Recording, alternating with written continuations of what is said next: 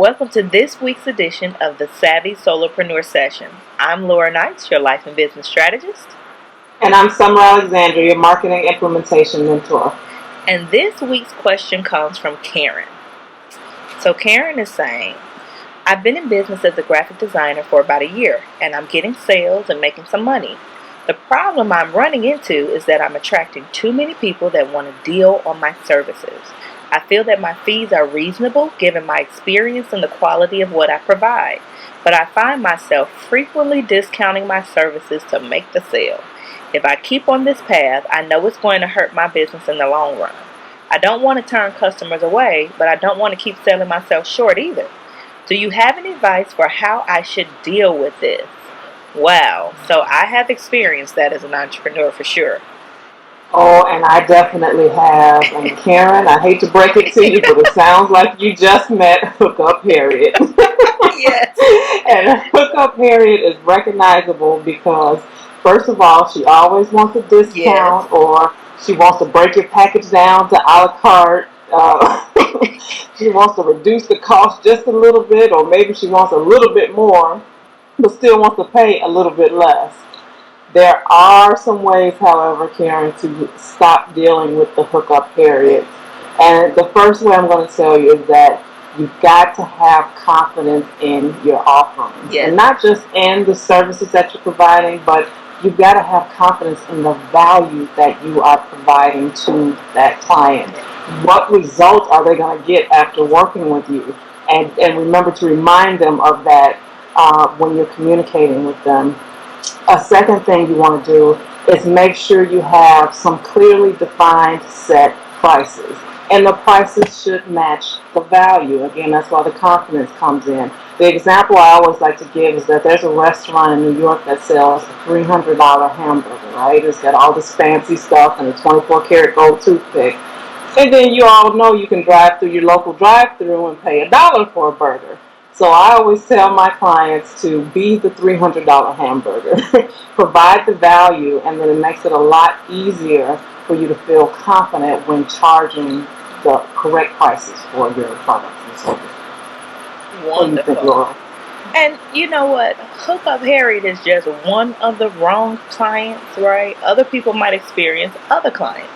Some that are familiar, that my clients, I know some of your clients have dealt with as well, is Needy Nancy. Do you all know Needy Nancy? Needy Nancy is the person who wants to occupy your time outside of the time that you're serving them. They want to call you all times of the day and night, and they expect you to be available even when they are not paying you for that additional time. Another common wrong client is Wear You Out Wanda. Have you all met Wear You Out Wanda? So Wear You Out Wanda is the person that they may be paying. They may even show up on time for whatever services you're providing for them, but it is a chore for you to serve them. You do not like serving them. It sometimes is draining to you, and you sometimes find yourself having to give yourself a pep talk just to get on the phone or just to do what you need to do with this client. So I think what's important to note here is that Karen and other solopreneurs that might be listening, that this is a sign that you do not have client clarity.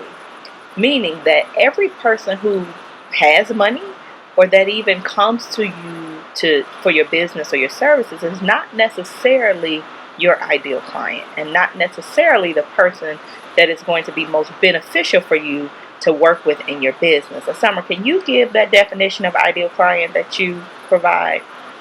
Absolutely. So your ideal clients are the group of people with a problem, and it can be a need, a want, or a desire.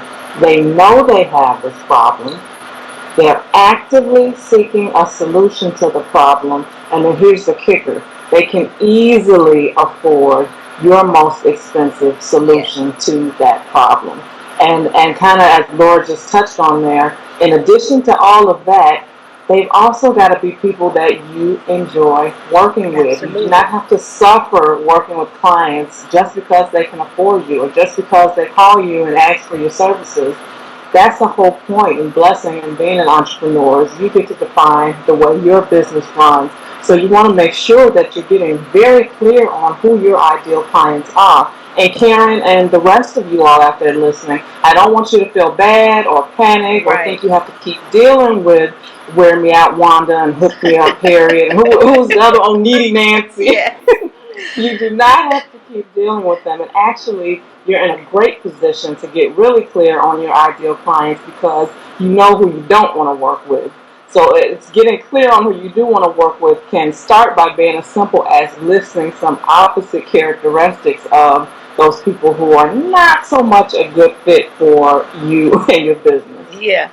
And I would just add there too, don't think that, the ideal client, we hear that so much as entrepreneurs, we need to locate these people that we want to work with, and we do.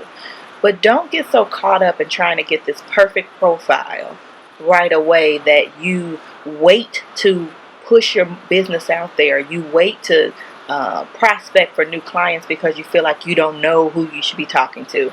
Part of the beauty of what you're going through, Karen, even though you may not be able to see it as beauty right now, part of the beauty is that by putting yourself out there, by starting to get some sales, and what I like to say, getting feedback from the market, letting the market talk back to you, that you're getting some awesome data to be able to find themes of those people who didn't want to discount all your services and who didn't want to haggle you on your prices, and use these different experiences you've had to put that data together to start to compile who your ideal client might be. So it's an experiment.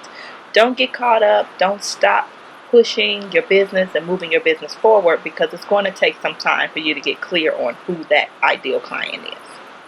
Absolutely. You're absolutely spot on, Laura. I'll actually be going more in depth on this and sharing some specific steps you can take in the program that Laura and I are starting tomorrow, the Savvy Solopreneur Success System. We start tomorrow, 7 p.m. You can join us from anywhere in the world. It's a virtual 4-week program, and our very first class is actually about achieving client clarity. Yes. So, Karen, this will be a great course for you to take, and the rest of you all out there who know that you need some help in getting clear on your ideal client portion. You can learn more about the program and get registered quickly because we start tomorrow at thesolopreneursystem.com.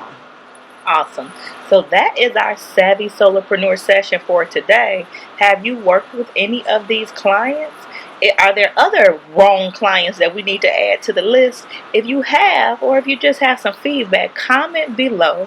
Don't forget to post, like, share, and subscribe to our channel. We'll be answering questions every week to help move your business forward. So until next time, business blessings. Business blessing. Bye-bye.